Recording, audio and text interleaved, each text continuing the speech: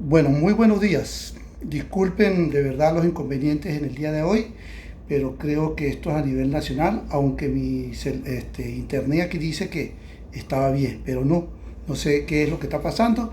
De todas maneras, les voy a hacer llegar estos audio videos y ustedes pues con sus apuntes, con sus textos, pues logran entrar en la materia y de esa manera vamos a ponernos al día. Hoy, como les decía al inicio de esta errada y mal manejo de las redes y la comunicación, lógicamente que fue imposible hacerlo como lo hemos hecho de costumbre. Sin embargo, vamos hoy a tratar de hacerlo por esta vía, por este medio. Les decía que íbamos a hablar de dos temas hoy, que es el tema la ley orgánica de naturaleza procesal y la organización judicial venezolana. Cuando nosotros hablamos de la ley orgánica procesal, lo primero que tenemos que hacer es trasladarnos a la norma macro, retrotraernos a lo que decía Kelsen en su pirámide de Kelsen, cuando decía que la Constitución de la República es la base fundamental, es el cimiento de un país democrático, social, de derecho y de justicia, y que por encima de ella, de la Constitución de la República, solo Dios y el sombrero de Bolívar. Estoy cansado de decirlo y lo sigo manteniendo porque por encima de la Constitución no puede prevalecer en absolutamente nada. Esto es decir, entonces, que la norma macro, la base fundamental de una república, de un país democrático, social, de derecho y de justicia, que es lo que estamos hablando nosotros, o qué es lo que pretendemos hacer en el día de hoy, vamos a ver cómo la Constitución de la República, después de la Constitución vienen los acuerdos suscritos y ratificados por la República, y luego viene también en la tercera escala leyes orgánicas. Dentro de las leyes orgánicas están las leyes sustantivas y las leyes adjetivas. Hoy vamos a hablar precisamente de las leyes orgánicas de naturaleza procesal. ¿Cuáles son esas leyes de naturaleza procesal? Son aquellas leyes que imponen un procedimiento a los fines de llegar al fondo del conflicto que se presente entre los ciudadanos, entre sí y entre los ciudadanos y el Estado y viceversa. Es decir, que cualquier conflicto que se presente entre los ciudadanos de un país tienen que ser ventilados a través del órgano jurisdiccional para que el órgano jurisdiccional, después de todos los alegatos habidos y por haber, le declare el derecho a quien en realidad le corresponde y lo tiene. Y es por ello entonces que las leyes adjetivas solo van a indicar el procedimiento a seguir para poder solucionar y llegar a un feliz término, lo que llamamos nosotros el conflicto entre las partes. De tal manera pues que entonces lo primero que tenemos que decir nosotros es ¿qué es la ley? Cuando nosotros hablamos de qué es la ley, tenemos que decir que la ley es toda norma jurídica reguladora de los actos y de las relaciones humanas, aplicables en determinado tiempo y lugar. Repito entonces, las leyes orgánicas es una norma jurídica que regula los actos de los ciudadanos y las relaciones humanas aplicables en un determinado tiempo y lugar. Este determinado tiempo y lugar pues lo vemos cuando hablamos de la jurisdicción ordinaria, jurisdicción especial, la jurisdicción por la competencia, por la cuantía, por el cuanto de pena, por el territorio, etcétera, etcétera. Después de tener nosotros ese concepto de entender que la ley es toda norma jurídica reguladora de actos y de las relaciones humanas que se aplica en un determinado tiempo y lugar, podemos entrar entonces a conocer qué es el concepto de lo que llamamos nosotros ley procesal. La ley procesal es llamada también la ley adjetiva o de forma. Es la que establece las normas de procedimiento judicial en cualquiera de las ramas del procedimiento administrativo para resolver los conflictos entre las partes o para el juzgamiento de los delitos y contravenciones. Repito entonces que la ley procesal es la llamada también ley adjetiva o de forma. Yo no sé si ustedes se han dado cuenta que cuando se va a ejercer, por ejemplo, el recurso, uno de los recursos se ejerce a través de un recurso de forma o de fondo. Si nosotros hablamos de un recurso de fondo, es que estamos atacando una norma jurídica, una norma contenida en la ley sustantiva, porque no está aplicada correctamente, porque hay equívoco en la aplicación, porque no se le está dando la interpretación correcta a ello.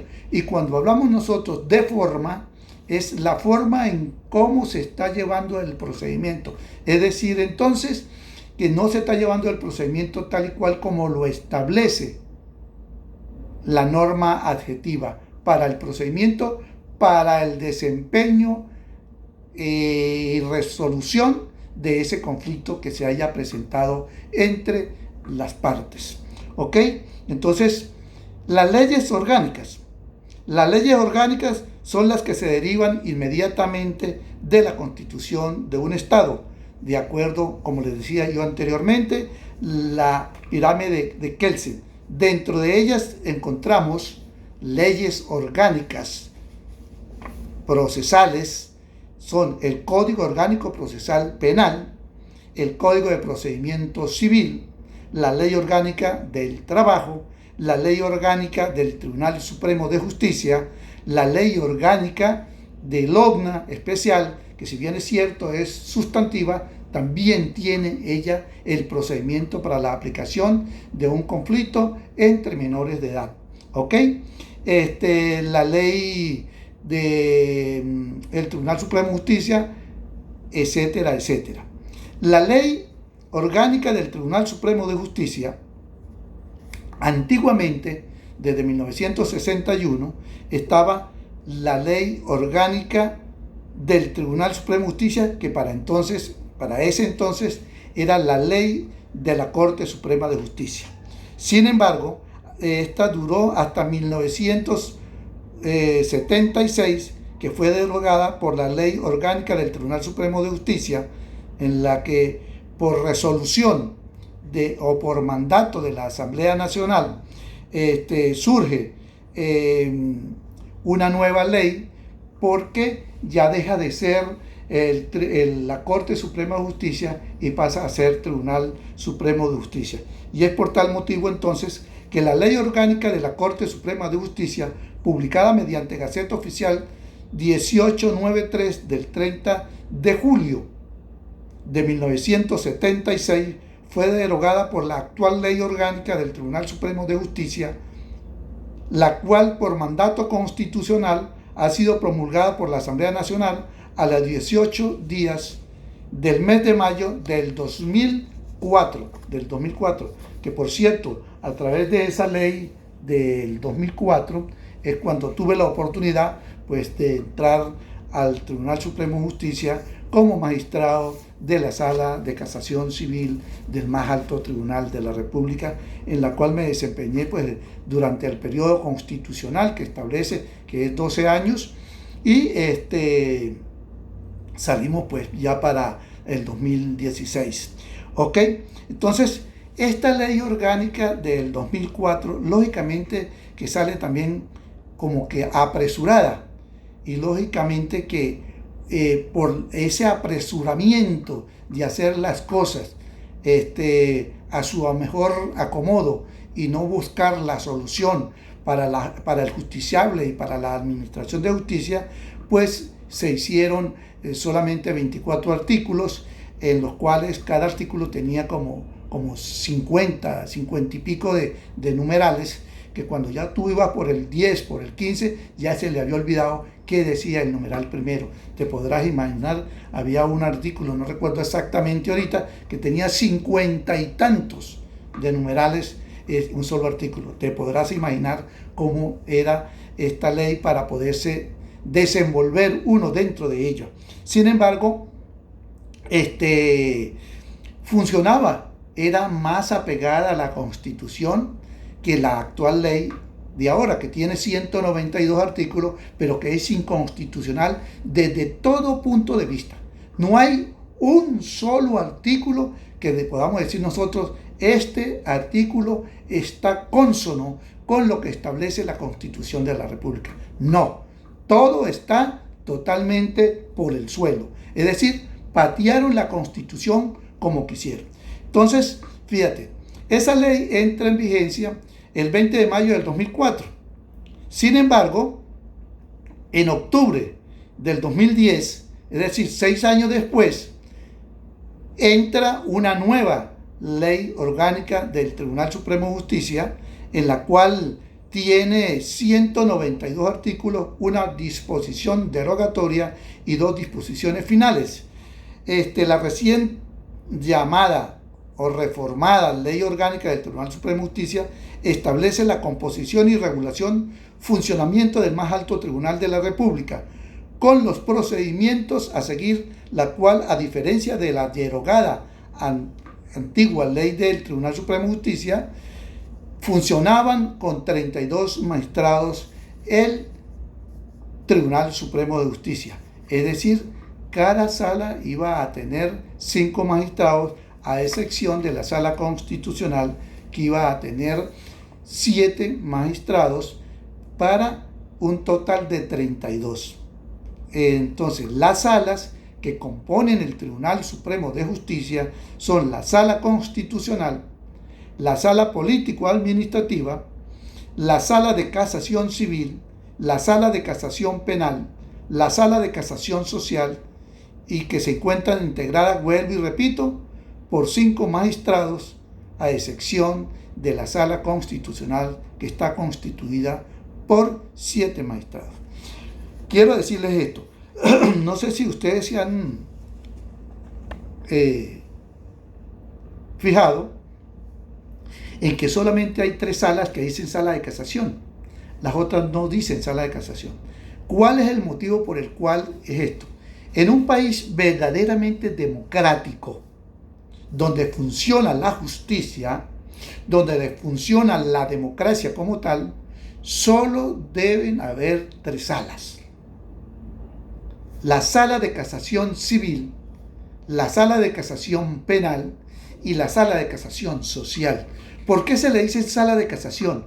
¿Por qué? Porque ellos mismos, por ser la última instancia en la pirámide de Kelsen y la última instancia para ejercer los recursos y la última instancia para conocer y revisar y subsanar los procedimientos que vienen desde primera instancia, pues podrían o modificar la sentencia o confirmar la sentencia o derogar la sentencia, anularla, o casar la sentencia y sacar una nueva propia decisión de ellos. Por eso es que se llama sala de casación. Casa la sentencia y ellos mismos automáticamente la sacan a su respectivo temario, a su respectiva jurisdicción, y la cual imponen una nueva sentencia. Por eso se llama sala de casación. Si ustedes ven, la sala constitucional no es sala de casación constitucional, la sala electoral tampoco es sala de casación electoral, y la sala político-administrativa tampoco. ¿Y es por qué? Fíjate, ¿qué es lo que hace la sala constitucional? Que si bien es cierto, es la máxima intérprete de la Constitución, por mandato que establece el artículo 335 de la Constitución y por los 11 numerales con que está contenido el artículo 336, no menos cierto es que solo va a verificar, tal y cual como lo dice el artículo 336, en su numeral, claro, tiene 11 numerales, todos concuerdan con lo que establece la Constitución, pero el numeral el numeral 10 dice: para el conocimiento de las decisiones emanadas o pronunciadas por los tribunales de la República cuando existen desafueros constitucionales o porque hay una sentencia de amparo constitucional o porque hay una errada aplicación de la norma, de una norma constitucional, y lógicamente que en base a lo que dice el artículo 334, el control concentrado, la Sala Constitucional es la máxima intérprete de la Constitución y ella puede anular, derogar ese artículo y en su lugar ordenar que se ratifique tal y cual como lo establece la Constitución. Sin embargo, ese es un solo artículo que tiene. La sala electoral, ¿qué hace? La sala electoral solamente va a decir: esta elección, llámese presidencial, llámese de diputados, llámese de concejales, llámese de estos organismos de patronales, obreros, y dicen esta decisión, inclusive en las mismas universidades. Yo no sé si ustedes se han dado cuenta lo que reciente pasó con la Universidad de Carabobo, con la Universidad Central y así sucesivamente, inclusive la Universidad de la Luz en Maracaibo, donde anularon ellos la decisión e impusieron a quien querían. O sea, solo es eso lo único que hacen. No hacen más nada, en absolutamente más nada. Mientras que la sala político-administrativo lo que va a decir es: este acto que emana del órgano ejecutivo es nulo o está acorde a lo que dice la ley. Mientras que las otras tres salas revisan al fondo, anulan la decisión, confirman la decisión, modifican la decisión o dictan una sentencia propia. ¿Ok? De tal manera pues que entonces ya creo que estamos claros, ya sabemos qué es lo que debe hacer cada una de las salas, por cuántos están integrados la sala y lógicamente que cuántas salas tiene, cuántos magistrados y cuáles son las leyes procesales. Decíamos nosotros que son la ley, es toda norma jurídica que regula las relaciones humanas y los procedimientos a seguir en modo, tiempo y lugar. De tal manera pues que entonces vamos a ver qué dice la Ley Orgánica del Poder Judicial. Esta ley fue publicada el 27 de agosto de 1998 mediante Gaceta Oficial y se encuentra conformada por 12 títulos, conformada todas ellas en 121 artículos, regulado todo de referente a la organización del Poder Judicial, estableciéndose al respecto las normas que rigen el Poder Judicial. Recuerda cuando hablábamos nosotros con los principios, que les dije, tienen que aprenderse los principios procesales y garantías procesales y constitucionales. Hoy vamos a ver otros artículos de eso, como es uno de los artículos, el 51, el 100, 205.3, 205.7 y 263 y 64 de la Constitución de la República, de cómo están compuesto el órgano más alto del Poder Judicial, cómo se llevan las relaciones, cómo se escogen a los magistrados, cómo se escogen a los jueces, cómo se sustituyen unos por otros, etcétera, etcétera, etcétera. ¿Ok? De tal manera pues que entonces, hablando de ello, nosotros vamos a ver qué es el juez. Decíamos que la organización judicial está compuesta por el más alto tribunal de la República y que viene una escalada, es decir, Tribunal Supremo de Justicia, Corte de Apelaciones en materia penal, Tribunal Superior en materia civil y luego Tribunal de Primera Instancia en materia civil, Tribunal de Primera Instancia en función control, ejecución y juicio si es en materia penal y así sucesivamente. ¿Ok? Juez. ¿Qué es el juez? El juez es todo funcionario, llámese hombre o mujer. Aquí no vamos a poner a decir que fulana y fulano, no. Todo funcionario que cumpla y llene los requisitos establecidos por la ley y la Constitución, será investido para que en nombre de la República pueda administrar justicia, pueda darle a la justicia y a su ciudadanía la paz y la tranquilidad y el sosiego entre sus habitantes, llámense nacionales, extranjeros, llámense domiciliados o de tránsito por nuestro país. De tal manera que entonces el juez, ese funcionario investido de jurisdicción, para conocer, tramitar y resolver los juicios, así como hacer ejecutar las sentencias respectivas dictadas por los tribunales superiores, y que ellos, como tribunales ejecutores de sentencias, pues tienen que hacerla valer y hacerla cumplir. Por eso es que toda sentencia debe ser una sentencia que sea positiva o negativa, pero que sea factible de hacerla cumplir. No se pueden poner decisiones o dictar sentencias que la ley prohíba, que la ley no permita que esa sentencia sea inaplicable. De tal manera pues que entonces ellos tienen que hacerlo es tal y cual como lo establece nuestra Constitución de la República. Condiciones para ser juez. Todos venezolanos que sea mayor de edad, que tenga título de abogado y esté inscrito en el INPLE Abogado, que tenga una experiencia mínimo de 5 años en la profesión, no 5 años de graduado.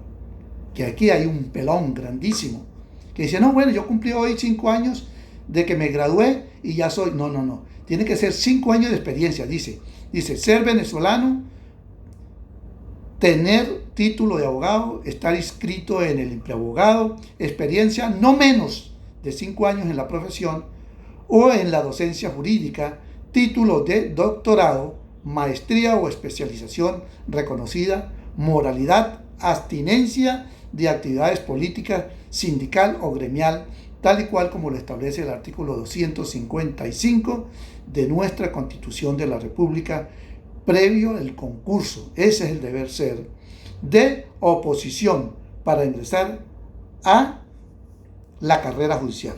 Y eso está establecido en los artículos 1, 9, 10, 11 y 12 de la Ley de Carrera Judicial, la Ley de Carrera Judicial.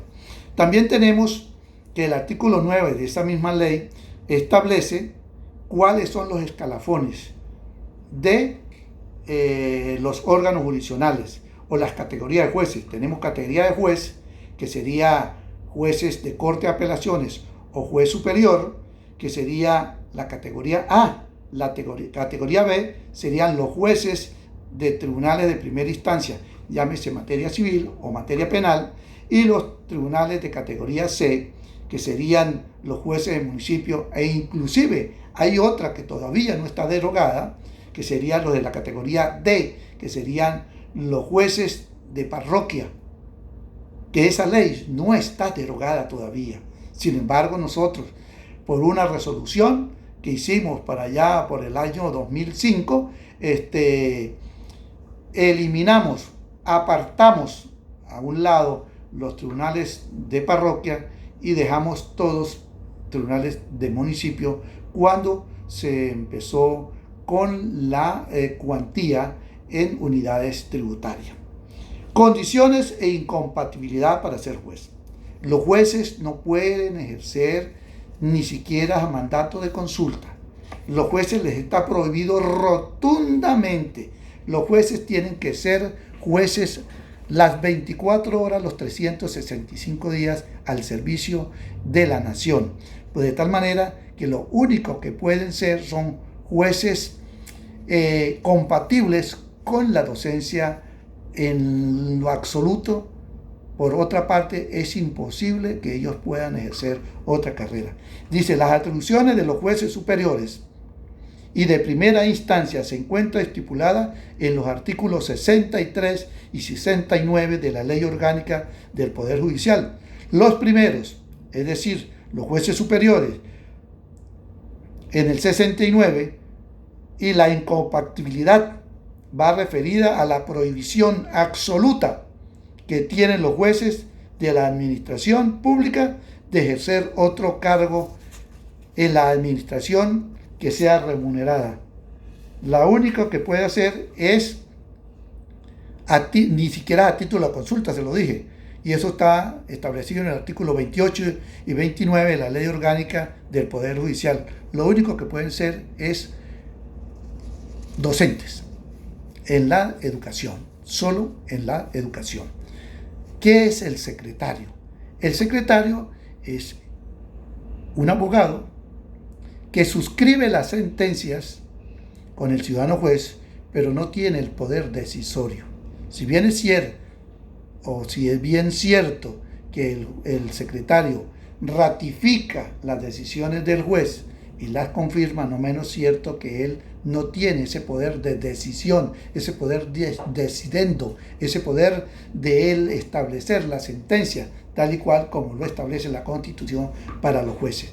De tal manera dice que el secretario conjuntamente con el juez conforman la estructura básica del Tribunal para la Administración de Justicia. El secretario no tiene la facultad de decisión que ostenta el juez, no obstante, viene a ser un funcionario auxiliar fundamental en la administración de justicia y conforma permanentemente el respectivo tribunal junto con el alguacil. Luego tenemos la Dirección Ejecutiva de la Magistratura.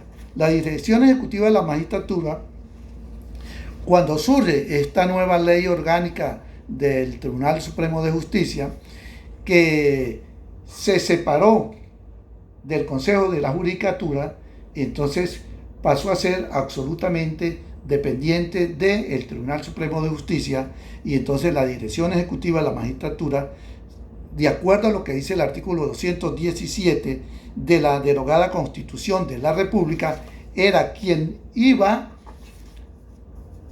a realizar todos los procedimientos con relación a los jueces. Hoy en día es la Comisión Judicial prácticamente la que hace todo, y la Dirección Ejecutiva de la Magistratura solamente quedó para casos administrativos prácticamente, ¿ok? De tal manera pues que dentro de esas atribuciones que tiene la Dirección Ejecutiva de la Magistratura, entre algunas de ellos, que ustedes deben de tenerlo allí y repasarlo, es ejecutar y velar por el cumplimiento de los lineamientos que da la Sala Plena del Tribunal Supremo de Justicia.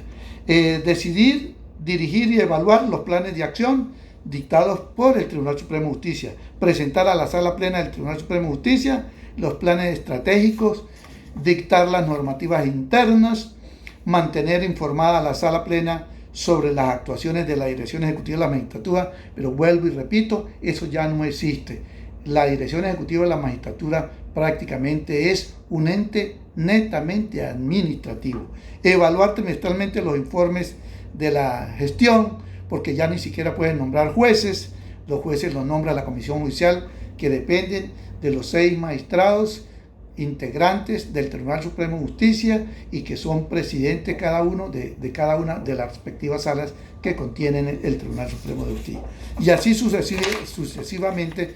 Por ello tenemos nosotros, esto es lo que contiene el tema número 9, de tal manera pues que entonces vamos a dejarlo por aquí. Vamos a hacer otro video con el tema 6, el cual lo haremos llegar en el momento preciso e indicado. ¿Ok?